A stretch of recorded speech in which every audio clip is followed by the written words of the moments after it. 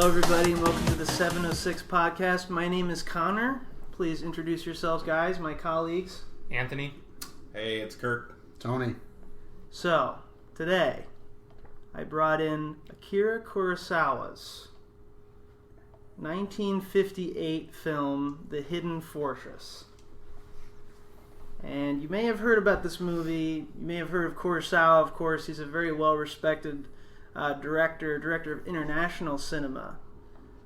He had a very prolific career spanning from the end of World War II to, I think, his last movie was something like 1991, something like that. I think so. So, quite a terrific and gigantic Japanese director. So, this is a big thing. And The Hidden Fortress, of course, fairly well-respected movie. So, let's get into the plot. Hidden Fortress concerns, or really it follows for the most part, two peasants, Tahe and Mitashichi, I think are their names, played by two Kurosawa regulars, Minoru Chiaki and Kamatari Fujiwara. You still see them in a lot of other movies. And they are two peasants who decide to join a war between the Yamana clan and the Akizuku clan, I think is their name. Akizuki clan. And by the time the movie opens, the war has already been lost by the Akizuki clan, and our two peasants, it's not really clear what side they're on, but now they've been captured by the Yamana invaders, and they're forced to dig for the Akizuki clan's famous hidden cache of gold. Now it turns out they escape, and they find their way to a sort of hidden other cache of gold.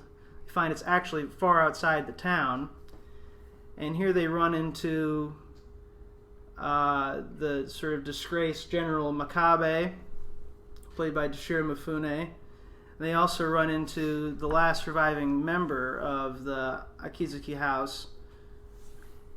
What's her name? Princess Yuki. Princess Leia. Princess Leia. And it goes on from there. The two peasants are dragged into sort of a plan by the remainder of the Akizuki clan to get back and get out of their province and try to start the clan up anew in another province. So they have to find their way out of that city, go behind enemy lines, and into another province, the neighboring province, where the peasants also happen to be from, the Hayakawa province.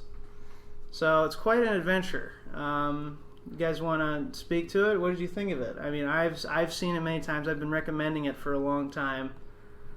But for some of you, I'm not sure about all of you, this is your first time seeing it. So what did you think?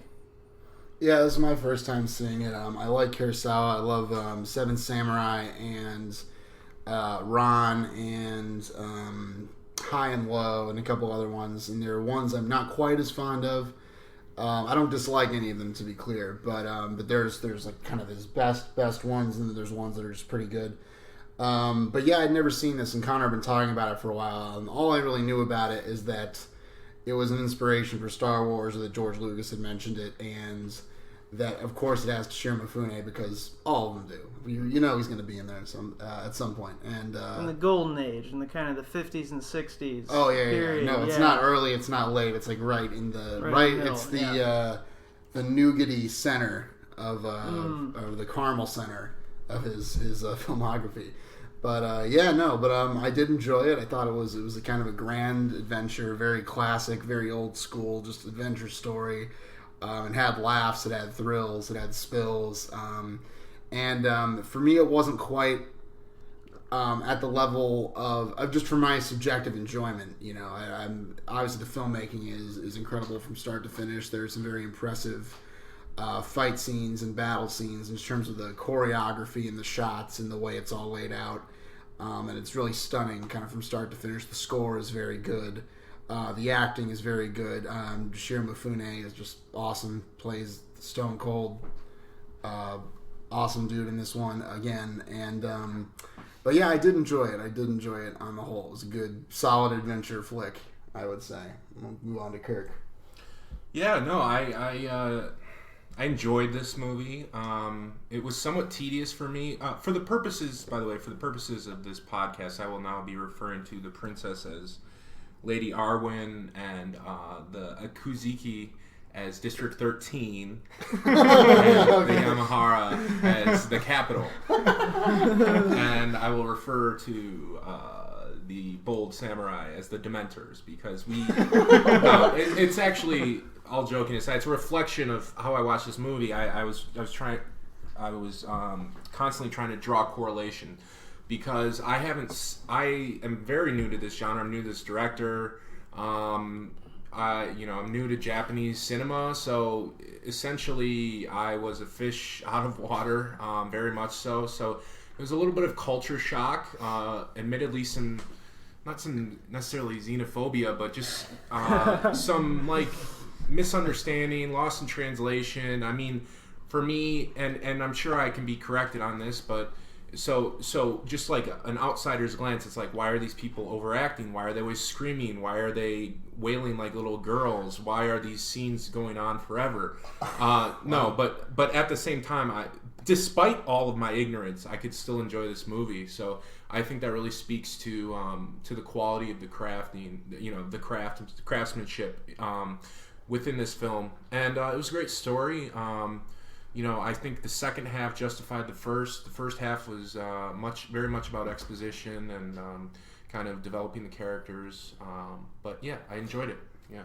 Yeah, I've seen this movie a few times, or quite more than a few times over the years. I don't know if it enthralls me the same way it once did when I was, teenager, preteen, watching this in the middle school. But I do enjoy it. It's a good, solid action adventure film. It is, I think I agree with Kirk, somewhat tedious and kind of a chore to get through.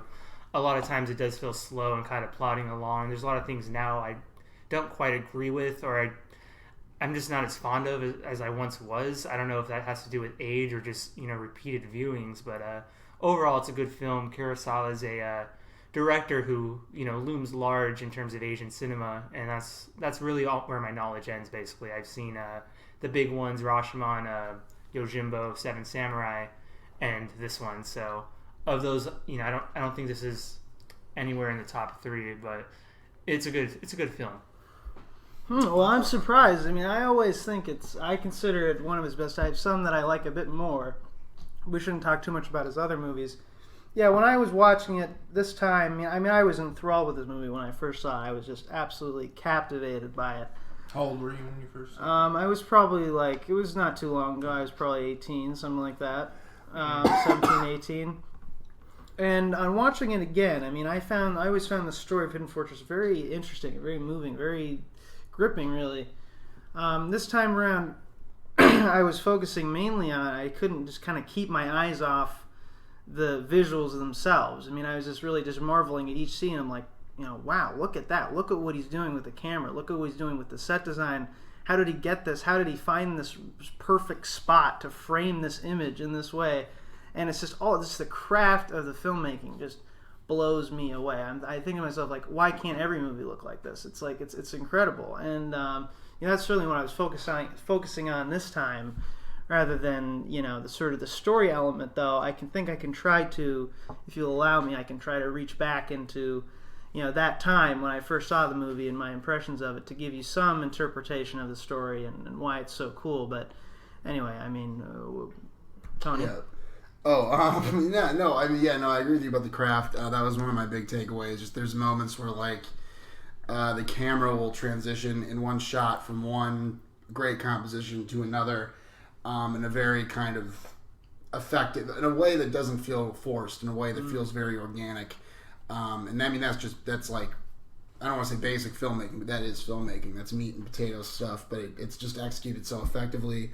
There's a shot early in the movie where, very, very early, the first 10 minutes, where these soldiers are just shooting these guys running down a hill, and just the choreography, the composition is perfect, and just the choreography of the extras and the way it's all orchestrated is incredible. And it continues throughout. But I just want to comment something on something Kirk said. He says, "Why are they screaming like little girls?" I do agree with you about the performance of the Princess Leia character is just she like I know this is a thing, this is a contextual thing, and it's just like it's of the time and it's of the place, but for me it's very grating and it's very irritating, her performance. She sounds like she's on the verge of crying angrily with every line reading, and that's totally my ignorance in my context, but I find her hard to watch, to be frank. I couldn't disagree more. I mean, the person who makes this movie, it's not Toshiro Mifune. It's not even our two staple Kurosawa actors. It is this actress, Misa Uehara, who is only in I think 3 or 4 movies in Japan in the late 50s. She did not have a very long career, and this essentially made her career, actually. But I find her just incredible in this movie. Just the way she looks and the way she turns and the way she just does everything. You see her in the background, she picks up a flower, and there's something so interesting about this character of Princess Yuki, who is, on the one hand, this extremely beautiful, ever so cute, girl. On the other hand, the way she talks, and as you point out, maybe it can be grating, she talks with her abdomen so tight, she talks like this.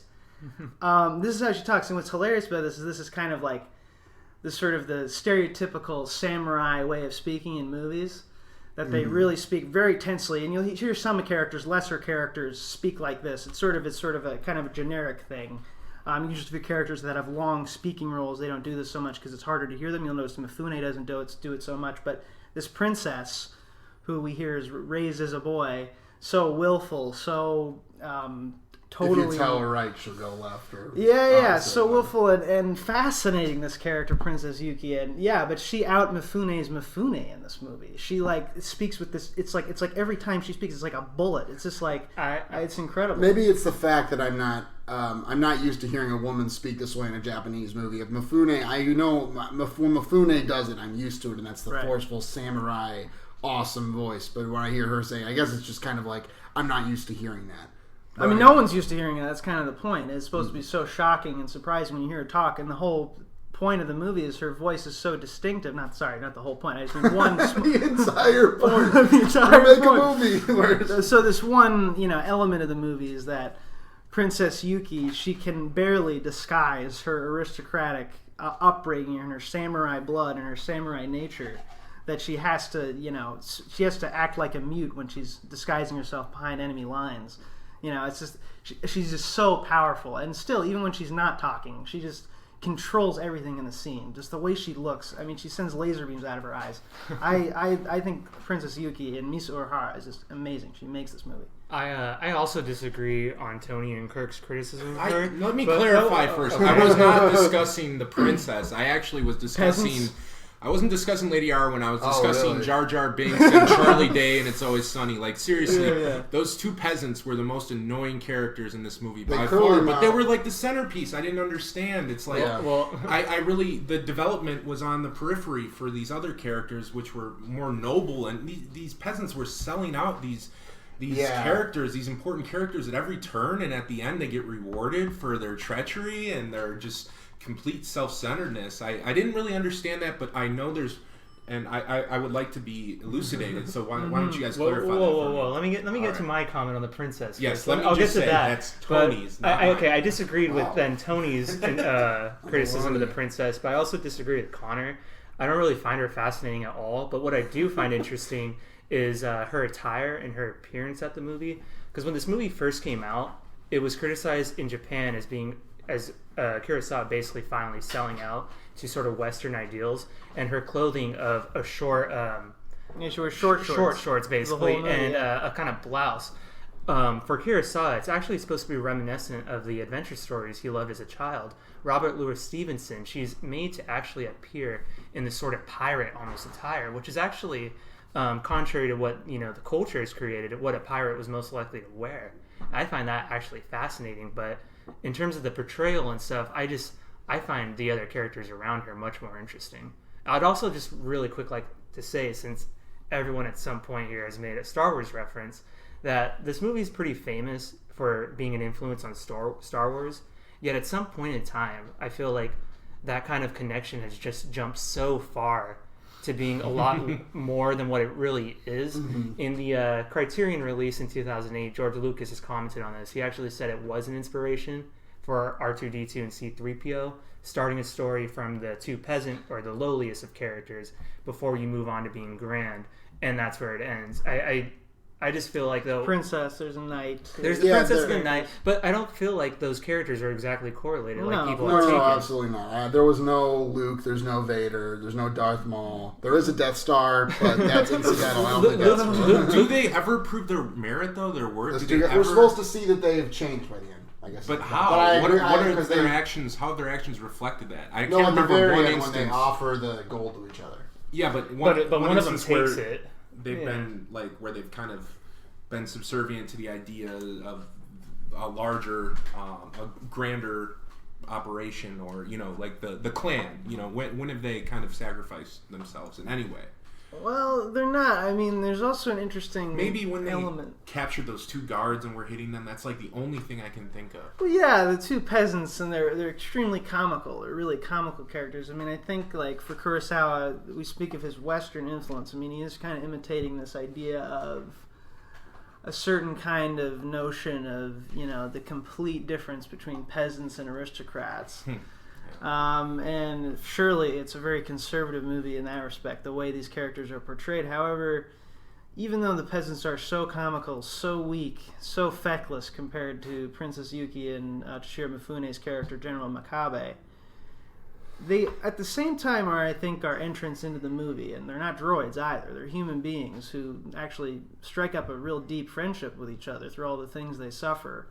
And I think their stupidity, their sort of their lust, their greed, I think all these things are kind of actually relatable to us. And I think when I see them at the beginning of the movie, and they're wandering this desert and they're captured, and you see them, they're being brought in two different parties of prisoners, and they yell out to each other. They yell out to each other. It's just the story of I think it's kind of like supposed to be sort of a take on the kind of on the the Road 2 movies or something like that. They're kind of this funny little pair, but and yes, what they learn at the end, they're totally oblivious to the grand schemes of these two aristocratic characters. But in the end, it is about them kind of learning that they need each other, and that they both did this together, But I think what threw Kirk and Meal as well a little bit with those guys is the fact that they're ready to just betray the people they've been with the whole movie. Just because, I mean, I'm just not used to seeing that sort of thing. It's just kind of a bummer. It's like you'd think they would like obviously this wasn't what they were going for, but a part of me thought they were gonna ride in and save them somehow when they were about to be executed. Okay, which I'm glad that didn't happen. I'm not saying I needed that, but it's just kind of odd that the movie doesn't seem to judge them for it. It's just, those wacky guys are going to betray their friends. It's just kind of like, and again, it might just be a contextual thing where that's just not the sort of thing we really see in movies anymore, or this kind of movie. But yeah, it did throw me a little bit when that happened. I was like, really, guys? You're gonna betray your friends? I don't know. Not exactly as friends. They were sort of captured and kind of cajoled into this. I mean, I think there's kind of this message too about, like I said, this gap between aristocracy and peasantry.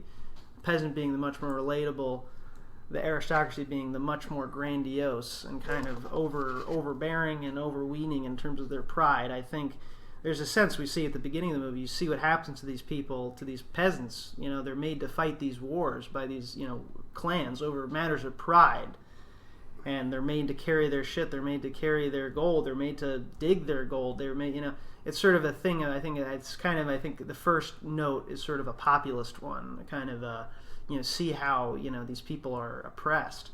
But so here's the thing, though, is the way I've read the movie at this watching is the two. I don't like those two lowly companion characters really either. What they once did for me as a kid is they were kind of comedic.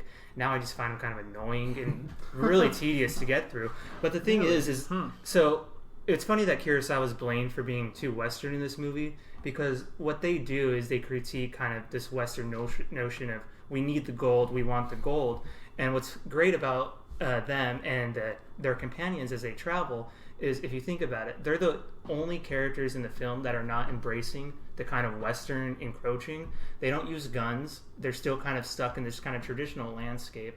And guns are not a Western thing in Japanese countries. Well, yeah. But the thing is the gun is in Japanese film, at least what I've seen in the stuff I've read, a symbol of Western modernization. What the lead samurai, the Han Solo character, as Kurt called him, he's considered noble, but what is he doing? He's kind of doing these kind of traditional samurai things.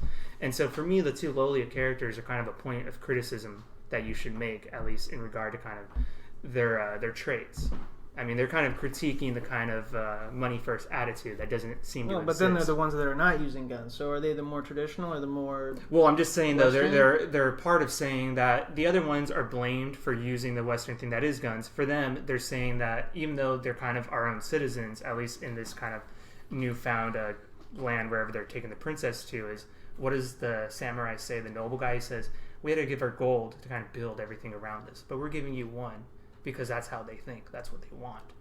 They gave him one. I mean, I think also we need to realize that this movie, I think, one kind of tidbit is the first, the original title of the movie is actually called The Three Villains of the Hidden Fortress. Who are the three villains, you think?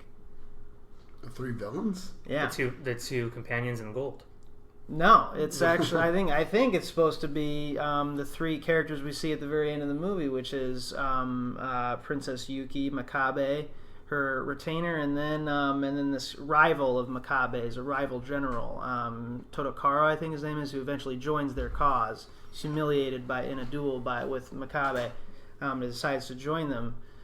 This could be a notion of, they're the three wanted men, so to speak, but I mean, there is something to this about, I think they're actually a bit unfair to the peasants. They don't give them, all the gold that they slaved over to get. I mean, they were told that they'd get some gold, in the end. They were kind of led along. And I think there's something... I think this is a story where these characters are kind of used by their masters, so to speak. Not that we have to hate the masters in any way. They're kind of still interesting characters that we sort of aspire to, but kind of we're the ones who are the peasants, really. Why exactly are they needed? Just to help carry stuff? In the beginning of the movie, the samurai, I can't never remember his name, realizes that they're pretty good at kind of working their way under detection or without catching detection from the guards. Also, they're the one who tells him about a way of getting into I remember with the sand, they draw it in the sand, but I just don't understand why you couldn't just do that without bringing them. They need to carry the gold as well. Okay, I figured. So they're going to carry things. All right.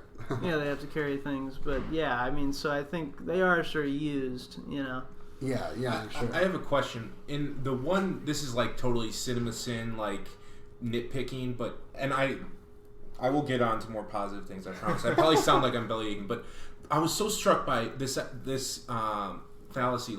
Okay, so they're planning when the two sad sacks are alone with the sleeping princess, and they're drawing straws to see who gets to rape her, right? Yeah. And then this girl comes back and she threatens them with a big rock, and they both decide not to go through with raping her because a big girl has a child has a rock. I didn't understand that. I mean, they're cowards. I mean, maybe we should recognize that while they are, literally they're planning to rape her in the modern legal sense. I mean, it's not supposed to be. They're literally going to force themselves on top of her, whatever it is. But somehow they are dissuaded. These are cowards, Yeah, okay. They can't really go through with it. And it's important to show the sort of payoff. This girl, the child that Kirk is describing, is this woman who Princess Yuki finds in an inn.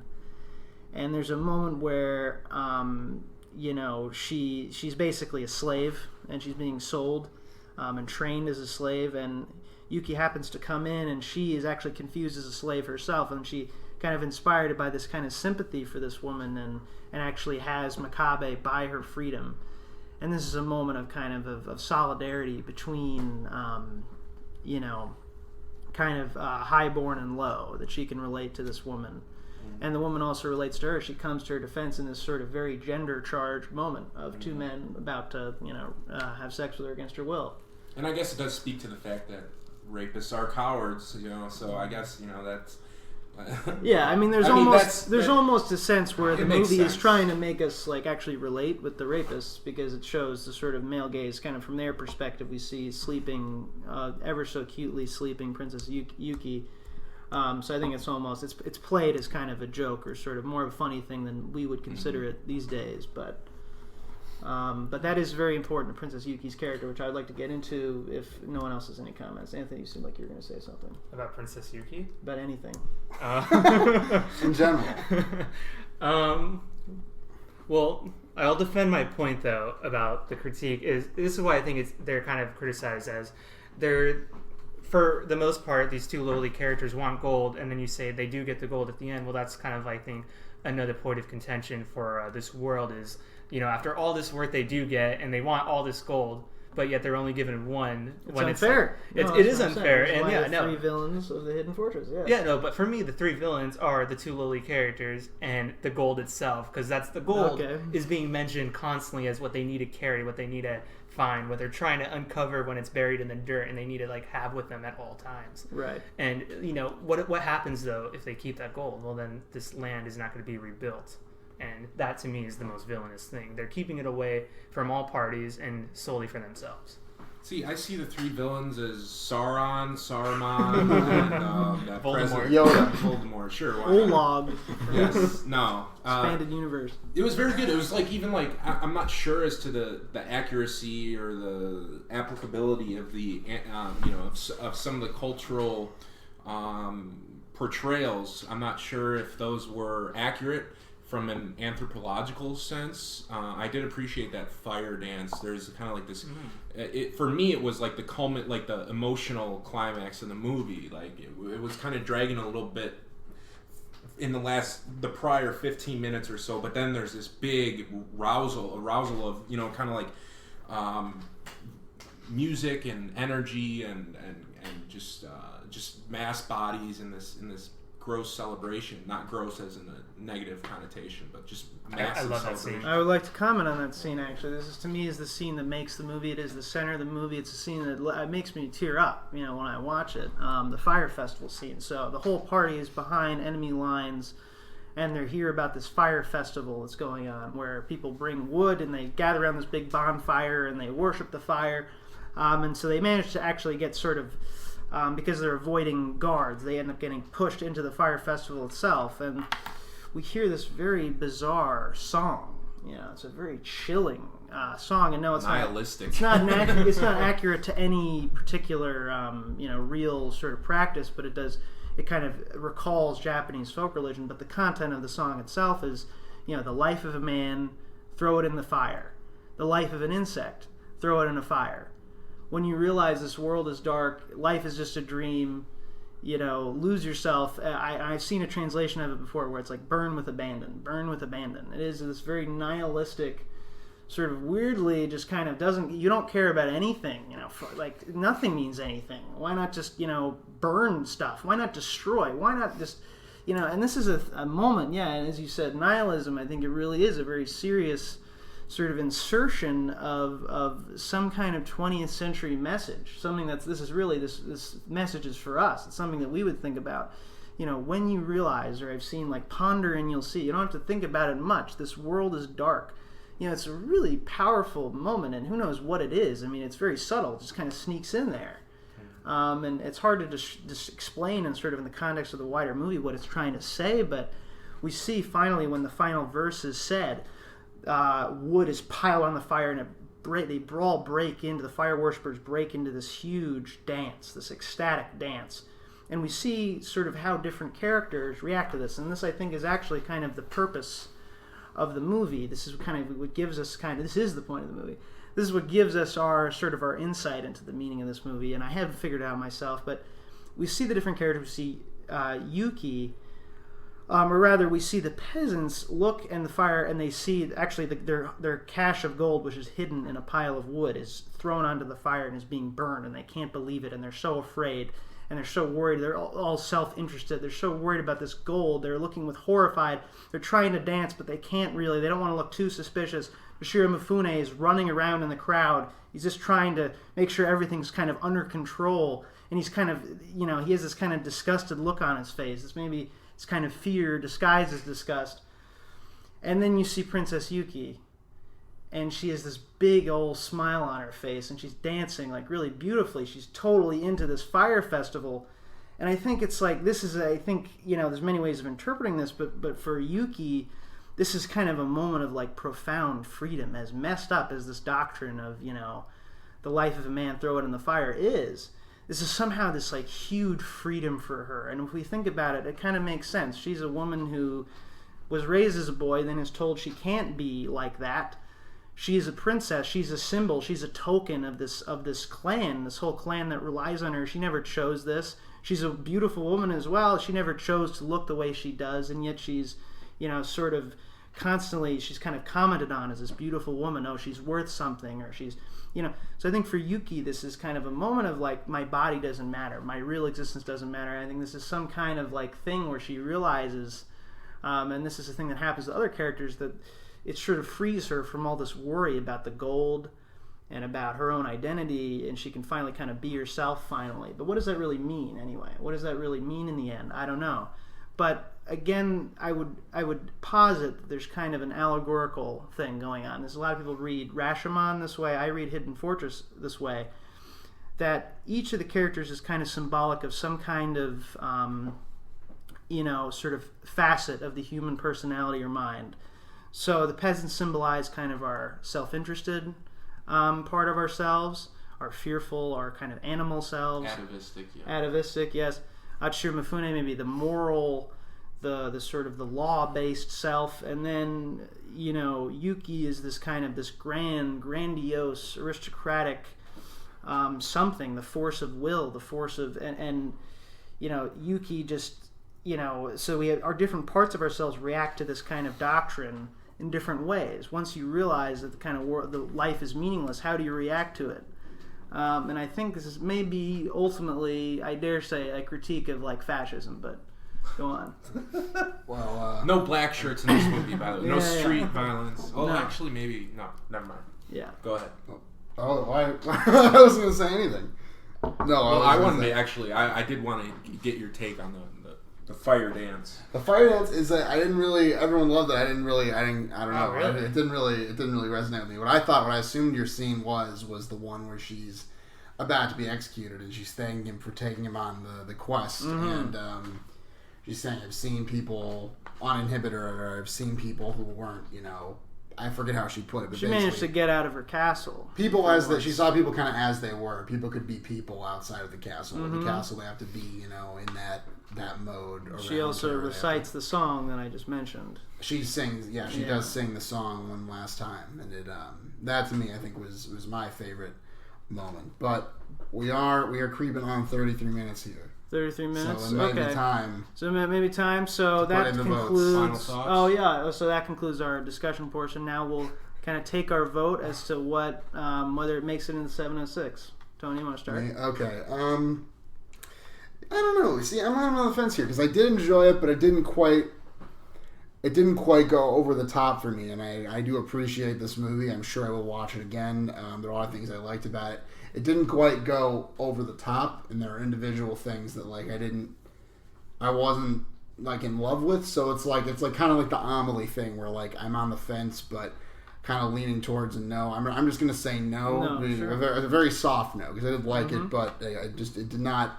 It was not transcendent for me. It was not like something I'm yeah. So anyway, that's. Don't worry, guys. There's other Kurosawa out there. All right. No, I will say this. I like this movie, I think, as much as I could like any 57-year-old Japanese movie. I really think this... Oh. It's heartbreaking. I'm sorry. No. Seriously, and that's actually a term of endearment. I really...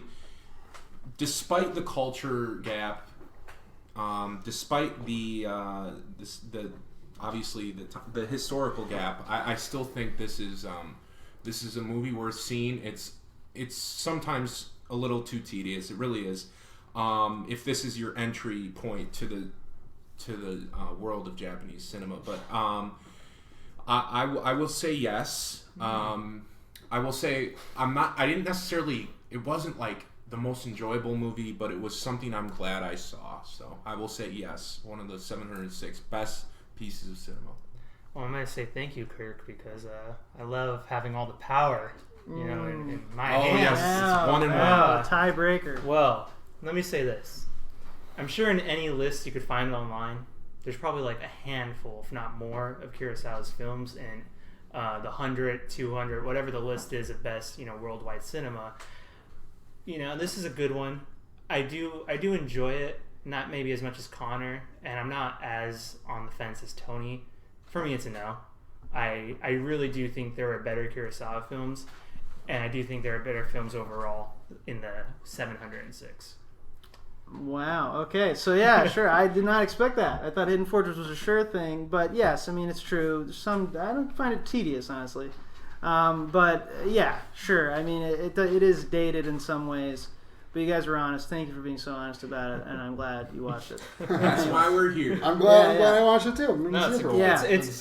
It's a go-to movie you should see, I think, at some point. Yeah. There's plenty of Kurosawa out there, and most of his movies are really amazing. So anyway, let's move on to the portion section where you guys suggest a movie, and now I get to choose. Yes. I will go last this time. I want to mix it up. He wants because he's in a shitty position. I should throw 5 movies out, and you guys each do. All right, you're most recent, Tony. So most recent. Okay. All right. So let me think. I had a list of 6 movies, and I had to whittle it down because there were so many I wanted to watch. I think what I'm going to go with is because there's a movie I remember one time. It's like when you're at the restaurant and like they give you the menu and then they're like, "Are you ready to order?" Everyone's like, "Yeah, I'm ready." And I'm like, "Oh, you're sure." The first one. And then I go, "I'll get the prime rib." Oh, God. And then I realized it was the wrong choice. Can you get some? I'm sorry, this is horrible. Can someone go before me? Yeah. I don't have anything ready. I have like 4 to choose from. Oh God, so unprofessional. Jeez. All right. So I was thinking in this last 15 minutes here that we've done 3 foreign films at this point. Sure. Yeah. We've done a Western, if you want to consider Little Big Man in that. We've done a kind of romantic movie with Amelie. I would. We've done some shit with Simon Killer. And we had a great comedy with Spice World. So I am worried, though. I don't know what these 2 are going to pick, but I have a feeling if I don't suggest this type of movie now, we'll never cover this genre. It's a musical, and it's a recent movie. I don't know if anyone here has seen it. And it came out in 2007, and I just really want to discuss one of this director's work too. It is 2007's Sweeney Todd. Okay. All right. That's your okay. Sweeney That's Todd. All right. So my movie, I as well as Anthony, I do want to mix it up. This movie is not necessarily known for its artsiness. I don't know. This is an enjoyable movie. It's well written, it's well directed, it has great actors, all right? And it's applicable to our point in time right now in American society. Body of Lies, 2008, Ridley Scott, starring Leonardo DiCaprio and Russell Crowe. Oscar Isaac is also in it. Mark Strong is in it. But basically it details this CIA operative in the Middle East who's trying to infiltrate various Al-Qaeda terror cells. He gets reassigned to work with Jordanian intelligence and taking down kind of the monolithic figure, kind of the top dog, the Osama or the Al Baghdad or whatever that guy's name is. But if you El Baghdad extrapolate it forward. But no, this movie is great. It's a lot about kind of subterfuge and obfuscation, and American bureaucracy meets feet on the ground in the middle of the desert. I'm about to get my fucking head cut off. This is a great movie. I do not think you'll be disappointed.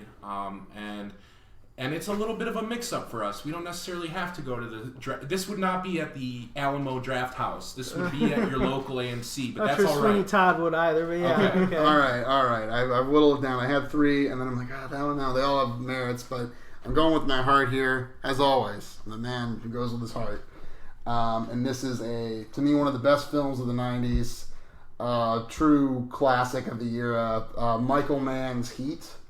One of the most just awesome, visceral movies ever made. It's got some amazing action. It's got great performances. It's got great scenes. It's just pure meat and potatoes. I've said that a lot this episode, but it really is meat and potatoes filmmaking. It is just the height of just genre quality heist movie-ness. It's just like it's got all that stuff and executed at the top level you can. And it's Michael Mann, so it's really visceral. It's really intense. It's really it's got a lot of just intensity and action, and it's to me it's this kind. It's the best possible version of this kind of story, and I really do love it. So that's my vote. Heat. Okay, well, it's a good thing I don't have to decide on my own. You guys now get to make rebuttals of each other's movies. Also, please mention if you've seen the other people's movies. I've seen neither of the other ones. Sweeney Todd is a movie I really don't have much interest in watching. I mean, it's on my to-watch list at some point, but the idea of watching Sweeney Todd next week just makes me kind of not want to watch. It makes me want to go to the library and hide and not watch Sweeney Todd. I'm sure there are other musicals that would be better, but I can't think of what they would be. Sorry. And then for Luxurious Body of Lies, this is a movie that's in like the bargain bin at every Walmart in America. It's considered like the most forgettable movie like ever made. Like I see it made fun of more than anything. Maybe it's great, but I don't know. I haven't seen these, so I'm speaking out of total ignorance. But I mean, come on, guys, it's Heat. Anyway, that's it. All right, so I knew I was going to get some highbrow bullshit. He isn't highbrow at all. No, I'm saying, coming from me, Tony looked up on, his Rotten Tomatoes, everything's a score. I'll allow you guys to make your own independent, autonomous opinions about the movie. But no, so what Mamma Mia meets Mordecai meets Addams Family, I don't want to see that, all right? And then what is it, a turtle menstruation documentary, Turtles in Heat? You can't make fun of Heat. Okay. You don't know how to make fun of Heat. I do love Heat. Yeah, thank you. But I think the added bonus here, and by the way, this movie is better than people give it shit for. This really is a well-directed, well-acted, well-written movie. It's written by William Monahan, who wrote The Departed, and he also wrote that trailer for Mojave we watched last night with Oscar Isaac. But anyways, it's so good because we're like so fucking scared right now of ISIS in America, and it's like this movie plays on that fear and how the government uses that fear to get pushed through their agenda. So anyways, I've seen Heat. That's a fine film. It's a pretty good one. But listen to Tony's argument. He was so half-hearted. Come on. Half-hearted? I've never come with half-hearted. Nothing to say. He didn't know what to order at the restaurant. He ordered a shit sandwich, I'll tell you that much. And Body of Lies, I'm sure I caught it on like FX like 3 in the morning when I couldn't sleep. Is that true? No. I feel like I have seen it. I honestly don't even know. It's Ridley Scott's Body of Lies. Like, really? I have a movie everyone will enjoy. They have movies they will enjoy and kind of Let me finish my counter argument here, Tony. Come on. Right. Come on. Body of Lies. Good job, Rick. That was a good argument for it. I kind of hope you get picked. Thanks, man. Appreciate it. But Sweeney Todd is the movie that for some small portion of time reestablished Tim Burton as someone who is kind of interesting to watch. It is based on what is considered one of the greatest musicals written in the post-World War II period. It is absolutely fantastic. I think Tim Burton did a great job here. I think these guys might be pleasantly surprised when they watch it. It's really good. Oh, one last note. Anthony suggested the exact same movie last week, so... I suggested Edward Scissorhands. That's the same movie. Okay, guys, okay. So, I don't like her too much, but I really like Princess Yuki. And Princess Yuki, here's the thing. At the end of Hidden Fortress, here we go. She kind of I think she realizes who she is and how she has to give back to these poor peasants who are always shit on and being manipulated all the time. And there's so much pride and so much... anyway, Heat, I know I'm going to watch it at some point. Sweeney Todd, I'm not feeling it. It's got to be Body of Lies. Yes! Oh, you did it! Yes! I don't care that I was tacitly labeled a peasant there. I really don't care. I am the champion of the world. I'm saying we're not so different, you and I. Oh, I see. Okay. Yeah. Well, thank you for picking it. I appreciate it. Are you going to remember how to host? Do you know what to say? I don't know. That was like a million That years was ago. 3 years ago. That was so long ago, but the streak is over. I can now sleep at night without crying myself to sleep. So. All right. Well, thank you so much, guys, for listening. Interesting episode. And yeah, we'll see you next week with Body of Lies.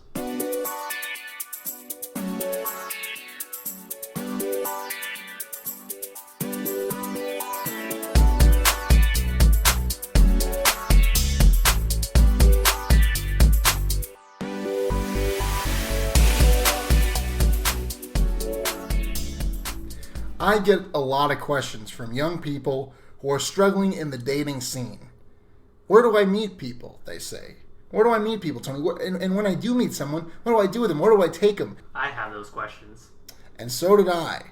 Until Hopscotch, a new app that puts those fears to rest. What Hopscotch does, it is a dating, not an app, but a dating network that puts you in touch with hundreds of like-minded individuals organized by interests. There are 4 interests to pick from. There's movies, there's podcasts, there's chicken, and there's Bibles. And you select which of the interests you have, and if people share the same interests as you, they will hook you up and match you up. Now, what separates Hopscotch from the dozens of other dating apps on the market today?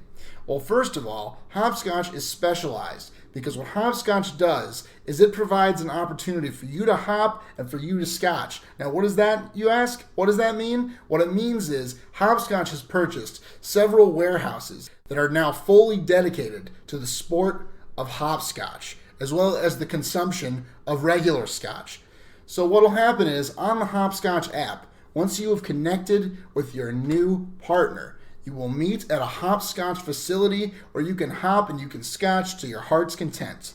You can drink the finest of scotches. We're talking single malts. We're talking, double malts, triple malts, however many malts you need. We got you covered. So what are you waiting for? Call right now. The number is 1-800-HOPSCOTCH-706-podcast. So call today and they'll get you started with their app. You can only download the app if you receive a password from them on the phone. So dial now. I know I can't wait to call. Oh, just one more note, guys, real quick. I've been told by our sponsor that the scotch is not actually provided at the Hopscotch venues. So you'll have to bring your own scotch, BYOS. That's bring your own spouse and bring your own scotch. I'm Tony. Thank you. We'll be back next week with our season